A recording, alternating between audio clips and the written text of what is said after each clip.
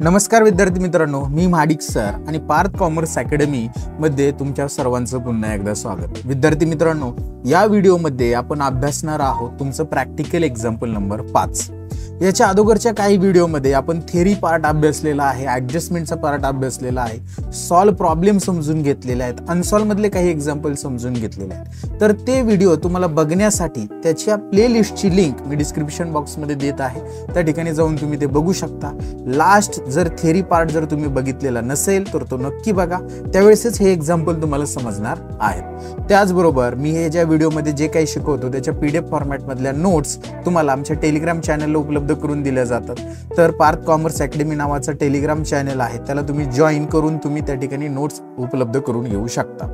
तर त्याची link description बॉक्समध्ये आहे. त्याचबरोबर महत्त्वाच्या काही अपडेट्स असतात तर ते फेसबुक पेज आणि इंस्टाग्रामला आम्ही देतो, त्याची देखील लिंक्स मी डिस्क्रिप्शन बॉक्समध्ये दिलेली आहे. त्या ठिकाणी जाऊन तुम्ही त्याला जॉईन करून ते अपडेट्स मिळवू शकता. आता अधिकचा कोणताही वेळ वाया न घालवता आपण सुरू करूया आपले एक्झाम्पल नंबर 5. पहा विद्यार्थी मित्रांनो, आपली मेथड सर्वांना माहित आहे. आपण पहिल्यांदा प्रॉब्लेम रीड करतो, काय सांगितले ते व्यवस्थित समजून घेतो आणि त्याच्यानंतर सॉल्व्ह करायला सुरुवात करतो.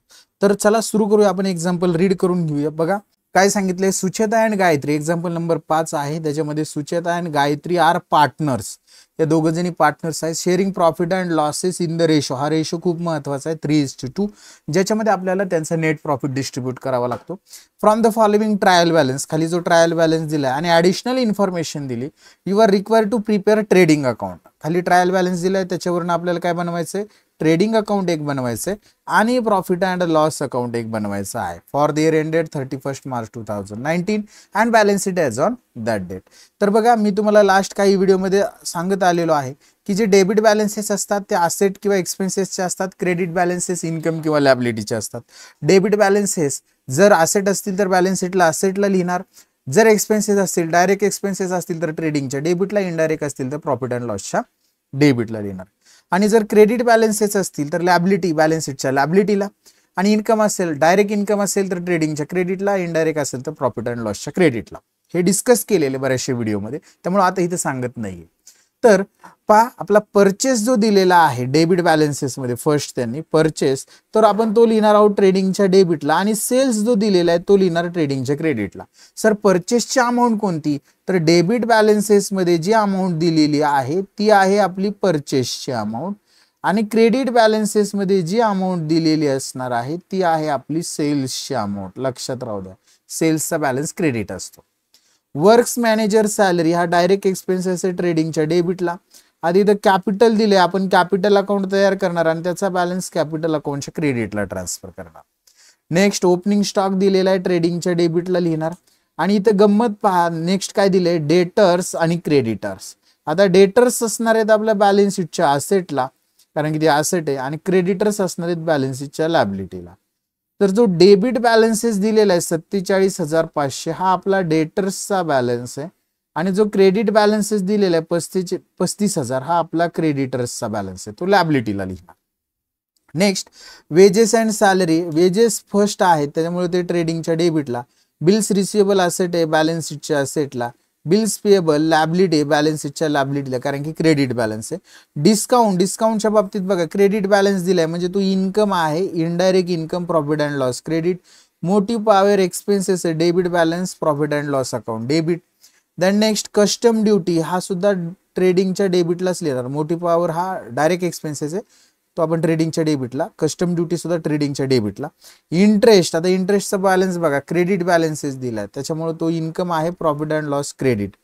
अनप्रोडक्टिव्ह वेजेस हा एक्सपेन्सेस आहे, इनडायरेक्ट आहे, प्रॉफिट अँड लॉसच्या डेबिटला. ऑडिट फी सुद्धा profit and loss debit. Rent सुद्धा प्रॉफिट अँड लॉस डेबिट, कारण की हे इनडायरेक्ट एक्सपेन्सेस आहे. कन्व्हिनियन्स सुद्धा profit and loss debit. Goodwill ही तुमची असेट आहे, इंटँजिबल असेट, बॅलन्स शीटच्या असेटला लिहिणार. कॉपीराइट ही सुद्धा इंटँजिबल असेट आहे, बॅलन्स शीटच्या असेटला लिहिणार. बिल्डिंग सुद्धा असेट आहे, बॅलन्स शीटच्या असेटलाच लिहिणार.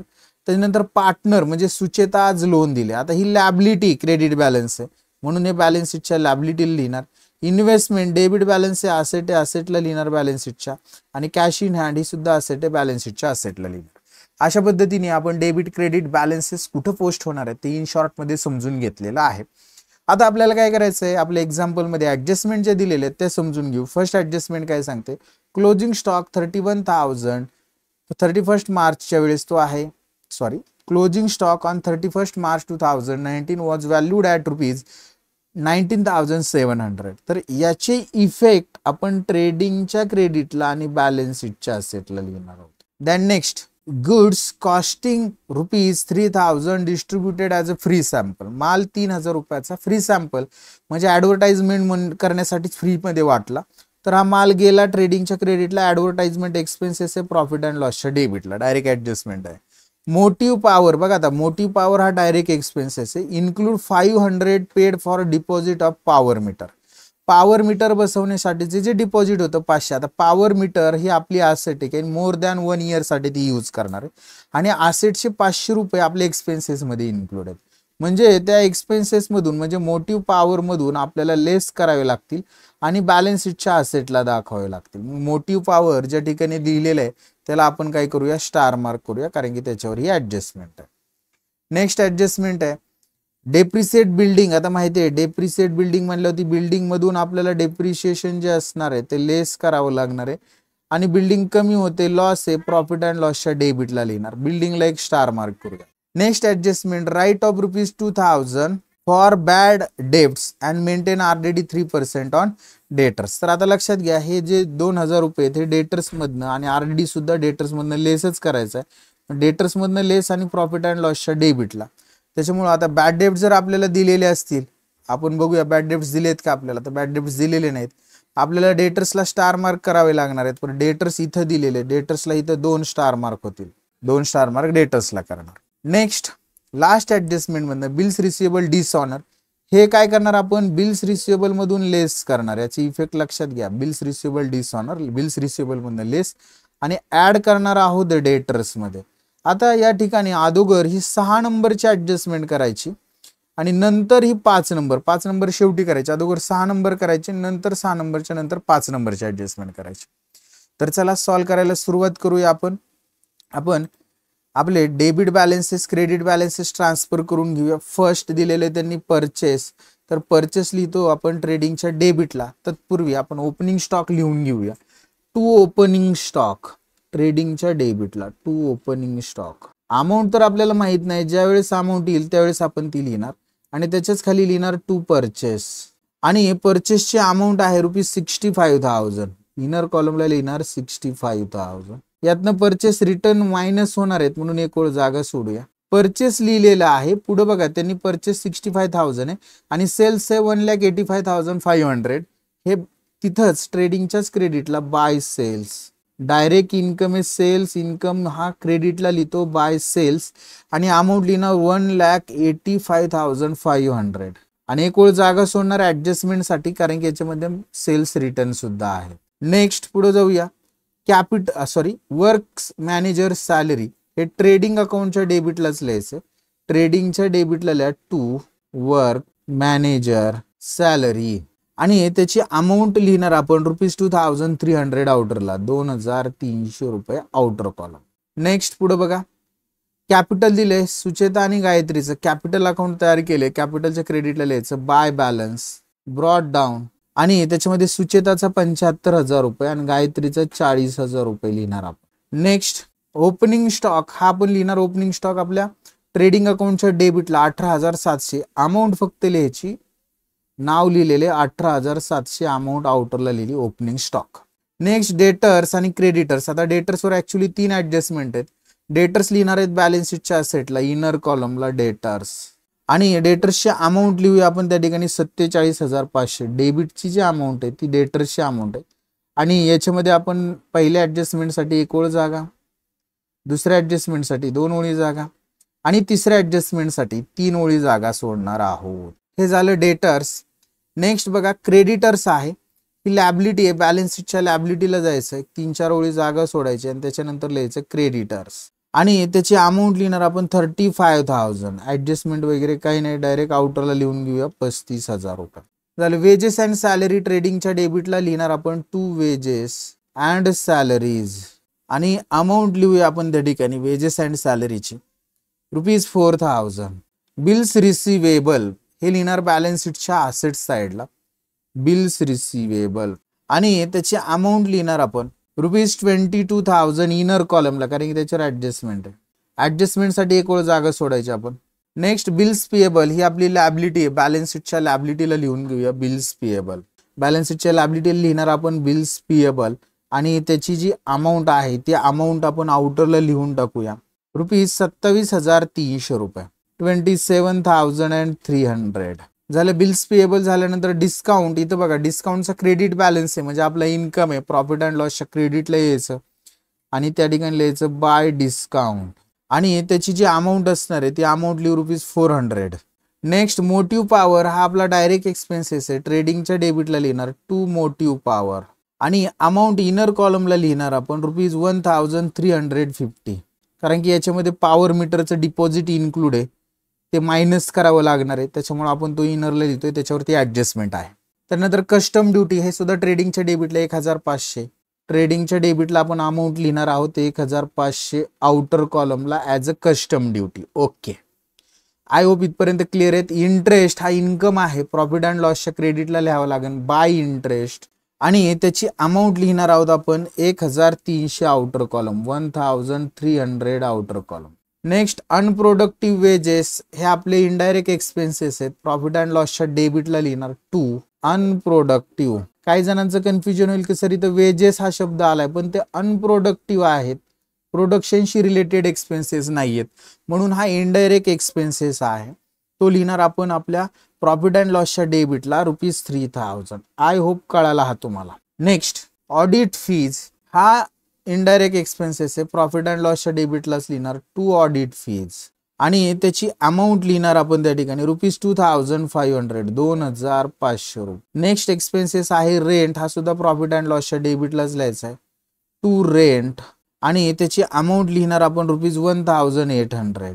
नेक्स्ट रेंट झाल्यानंतर कन्व्हेयन्स ₹2,000, हे सुद्धा प्रॉफिट अँड लॉसच्या डेबिटलाच इनडायरेक्ट एक्सपेन्सेस आहे टू कन्व्हेयन्स आणि अमाऊंट लिहिणार आपण ₹2,000 आउटर कॉलम.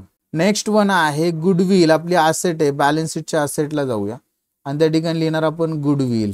ऍडजस्टमेंट वगैरे काही नाही, डायरेक्ट आउटरला अमाऊंट लिहून टाकू ₹25,000, ₹25,000 झालं. गुडविल झाल्यानंतर कॉपीराईट, हे सुद्धा असेट आहे, ₹20,000 बॅलन्स शीटच्या असेटलाच लिहिणार. आउटरला अमाऊंट लिहिणार ₹20,000. दॅन नेक्स्ट वन आहे बिल्डिंग, हे आपली असेट आहे. बॅलन्स शीटच्या असेटला लिहिणार इनरला, कारण की याच्यावर ऍडजस्टमेंट आहे आणि त्याची अमाऊंट बघा किती आहे बिल्डिंगची ₹88,000 इनरला लिहिणार, 88,000 इनर कॉलम. एक ओळ जागा सोडणार ऍडजस्टमेंटसाठी. नेक्स्ट वन पार्टनर्स लोन, आता बघा हे क्रेडिट बॅलन्स म्हणजे लॅबिलिटी आहे. बॅलन्स शीटच्या लॅबिलिटी लिहायचं पार्टनर्स लोन, याच्यात कंसात लिहितं सुचेता आणि त्याची जी अमाऊंट आहे ती लिहिणार आपण ₹6,150. नेक्स्ट वन इन्व्हेस्टमेंट असेट आहे. बॅलन्स शीटच्या असेटला लिहिणार 40,000, आउटरला अमाऊंट लिहिणार ₹40,000 आणि शेवटी कॅश इन हँड आहे आणि त्याची अमाऊंट सुद्धा लिहिणार. कॅश इन हँड नाही, कॅश ॲट बँक लिहा बरं का, कॅश ॲट बँक. त्याची अमाऊंट कदाचित माझ्या पाठीमागे दिसेल पण ती मी लिहितोय ₹26,000, ₹26,000. झालेले आपण सगळ्या डेबिट क्रेडिट बॅलन्सेस ट्रान्सफर केले. ऍडजस्टमेंटमध्ये पहिल्यांदा स्टॉक दिला 19,700. काय करायचं आपण, हा आपल्या ट्रेडिंगच्या क्रेडिटला लिहायचं बाय क्लोजिंग स्टॉक. ट्रेडिंगच्या क्रेडिटला पहिल्यांदा बाय क्लोजिंग स्टॉक आणि त्याची अमाऊंट आपण त्या ठिकाणी लिहिणार आहोत ₹19,700, ₹19,700. दुसरा इफेक्ट बॅलन्स शीटच्या असेटला कॅश इन हँडच्या खाली लिहितोय क्लोजिंग स्टॉक. अमाऊंट तुम्हाला दिसणार नाही म्हणून स्क्रीन थोडी वर घेतो आणि अमाऊंट लिहितोय 19,700. आता सर्वांना दिसत असेल, वर कॅश ॲट बँकची सुद्धा दिसत असेल. नेक्स्ट पुढे बघा goods costing ₹3,000 distributed as a free sample. Free म्हणून वाटला, माल गेला की एक इफेक्ट ट्रेडिंगच्या क्रेडिटला यायचं आणि त्या ठिकाणी लिहायचं by goods distributed as free sample आणि त्याची अमाऊंट जी असणार आहे ती अमाऊंट आपण त्या ठिकाणी लिहून घेऊया ₹3,000. माल गेला ट्रेडिंगच्या क्रेडिटला. दुसरा इफेक्ट प्रॉफिट अँड लॉसच्या डेबिटला लिहायचं टू ॲडव्हर्टाइजमेंट, कंसात लिहायचं फ्री गुड्स आणि अमाऊंट लिहिणार ₹3,000. आय होप क्लिअर आहे. आता एक गोष्ट लक्षात आपल्याला या ठिकाणी घ्यायची की आपल्याला हे जे परचेस आहेत हे इनरला जे लिहिले त्याच्या परचेस रिटर्न नावाची ऍडजस्टमेंट नाही, त्यामुळे मी ते डायरेक्ट 65,000 आउटरला लिहितो आणि सेल्सच्या बाबतीत सुद्धा तसंच आहे, 1,85,500 रुपये आउटरलाच घ्यावे लागतील, कारण की सेल्समधून सेल्स रिटर्न होणार नाही, ते मी इनरचे खोडून टाकतो.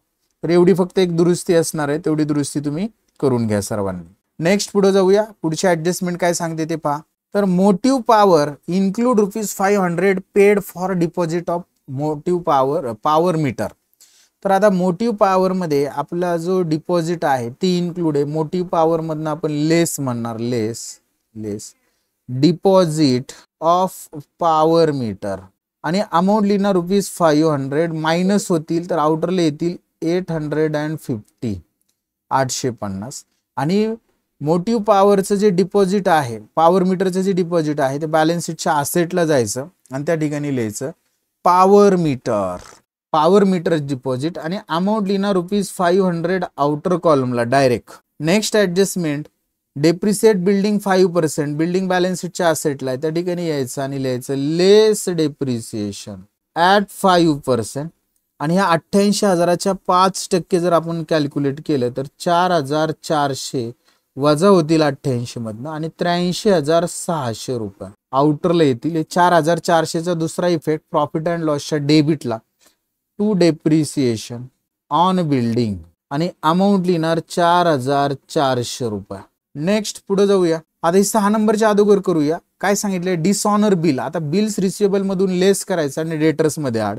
बिल्स रिसिवेबल सुद्धा असेटलाच आहेत, त्या ठिकाणी यायचं म्हणायचं लेस डिसऑनर ऑफ बिल्स रिसिवेबल आणि त्याची जी अमाऊंट असणार आहे डिसऑनरची ती असणार आहे ₹4,000 4,000. 22 मधनं 4 गेले आउटरला येणार 18,000 आणि हे डेटर्स मध्ये ऍड करायचं. ऍड म्हणायचं डेटर्स मध्ये add dishonour bills receivable amount लिहिणार ₹4,000. 47 आणि 4 51 वरचे 500 आहे असे लिहिणार 51,500 आउटरला येतील. नेक्स्ट पुढे जाऊया. लास्ट 5 नंबरचे ऍडजस्टमेंट करून घेऊया की काय सांगितले, राईट ऑफ ₹2,000 बॅड डेट्स आणि 3% RDD. डेटर्स मधूनच लेस करायचं, डेटर्स बॅलन्स शीटच्या असेटला लिहिले, त्या ठिकाणी जायचं आणि लिहायचं लेस बॅड डेट्स आणि त्याची जी अमाऊंट असणार आहे ती आपण त्या ठिकाणी लिहिणार आहोत ₹2,000. ते वजा होतील 51 मधनं 2 गेले 49,500 रुपये इनरला राहतील आणि हे बॅड डेब्ट्स प्रॉफिट अँड लॉसच्या डेबिटला जायचं आणि त्या ठिकाणी लिहायचे टू बॅड डेब्ट्स. अमाऊंट लिहिणार आपण ₹2,000. दॅन नेक्स्ट RDA 3%, डेटर्स मध्ये जायचं आणि त्याच ठिकाणी लिहायचं लेस RDD ॲट 3%.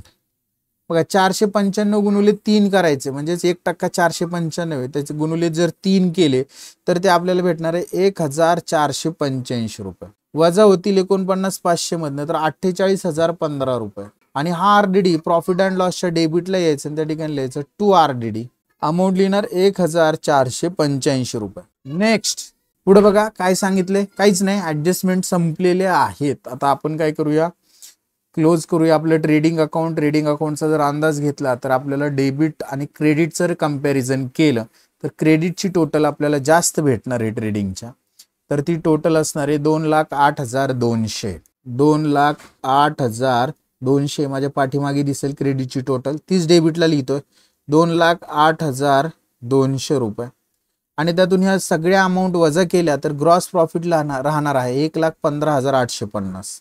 1,15,850 हा ग्रॉस प्रॉफिट आहे, त्याला म्हणणार आपण to gross profit carried down आणि हा ग्रॉस प्रॉफिट आपण ट्रान्सफर करायचा आपल्या प्रॉफिट अँड लॉसच्या क्रेडिटला बाय ग्रॉस प्रॉफिट, जी जागा सोडली ती तिथं by gross profit brought down आणि त्याची अमाऊंट लिहिणार आहोत 1,15,850 1,15,850.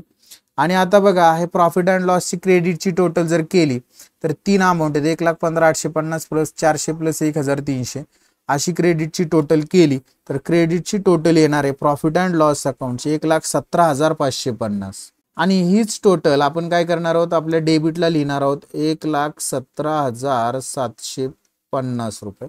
आणि या डेबिटच्या सगळ्या अमाऊंट आपण यातून लेस करणार तर आपल्याकडे नेट प्रॉफिटची अमाऊंट राहणार आहे 97,365 रुपये. आणि हा नेट प्रॉफिट 1 2 तिसऱ्या ओळीला म्हणायचं टू नेट प्रॉफिट, याला आपण अंडरलाईन करणार. याच्यामध्ये आपल्या पार्टनरची नावं लिहूया आपण. फर्स्ट पार्टनर आहे आपला सुचेता आणि दुसरी आहे गायत्री. त्यांचा एकदा रेशो बघूया, आपल्याला रेशो दिलेला आहे का? तर रेशो सुरुवातीलाच दिलेला आहे प्रॉब्लेम मध्ये पहा, त्या ठिकाणी 3:2 हा त्यांचा रेशो, म्हणजेच सुचेताला या प्रॉफिट मधले 3 हिस्से द्यावे लागणार आहेत आणि गायत्रीला 2 हिस्से द्यावे लागणार आहेत. मग अशा पद्धतीने जो तो प्रॉफिट वाटला आपण, तर सुचेताला येणारे 58,419 रुपये आणि गायत्रीच्या हिस्सेला येणार आहेत 38,946 रुपये. आणि हाच प्रॉफिट आपण आपल्या प्रॉफिट अँड लॉसच्या क्रेडिटला लिहायचा बाय नेट प्रॉफिट आणि त्याची अमाऊंट लिहिणार आपण त्या ठिकाणी 58,419. सुचेता आणि गायत्रीचा हिस्सा आहे 38,946.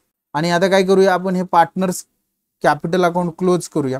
सुचेताची टोटल 75 प्लस 58,419 अशी जर केली तर 1,33,419. 30 डेबिटला लिहिणार 1,33,419 वजा होण्यासाठी काहीच नाही, 1,33,419च बॅलन्सिंग फिगर राहील.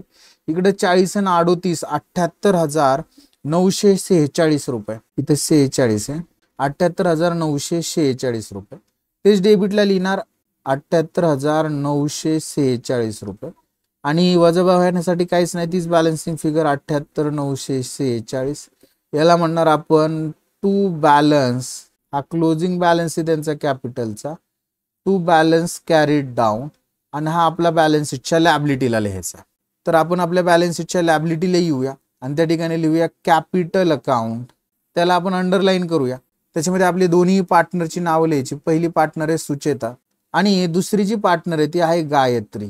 सुचेताच्या हिस्स्याचं कॅपिटल आपण आपल्या बॅलन्स शीटला लिहून घेऊया 1,33,419 आणि गायत्रीच्या हिस्स्याचं आहे 78,946 आणि या दोन्ही अमाऊंटची टोटल करून या दोन्हीची टोटल ॲज अ कॅपिटल म्हणून आपण बॅलन्स शीटच्या लॅबिलिटीला दाखवणार आहोत 2,12,365. आणि आता जर आपण आपली बॅलन्स शीटची लॅबिलिटीची जर टोटल केली तर ती टोटल येणार आहे 2,80,815 रुपये आणि ॲसेटची सुद्धा तेवढीच टोटल होणार आहे 2,80,815. म्हणजे ॲसेट सुद्धा आपल्या तेवढ्यानेच टॅली होती 2,80,815 रुपयाने क्लोज. तर अशा पद्धतीने हा प्रॉब्लेम आपण सॉल्व्ह केलेला आहे. आय होप विद्यार्थी मित्रांनो हे एक्झाम्पल तुम्हाला समजलेलं असणार आहे. जर व्हिडिओ आवडलेला असेल, शिकवण्याची मेथड आवडलेली असेल तर व्हिडिओला लाईक करायला विसरायचं नाही. तुमच्या मित्रांपर्यंत हे व्हिडिओ शेअर करायचे आणि तुमची व्हॅल्युएबल कमेंट आम्हाला कळवा. कसं वाटतं आहे शिकवलेलं, समजतंय का नाही ते सुद्धा. आज आपण इथंच थांबूया. पुढच्या व्हिडिओमध्ये आपण नेक्स्ट एक्झाम्पल पाहूया. तोपर्यंत बाय, सर्वांना टेक केअर.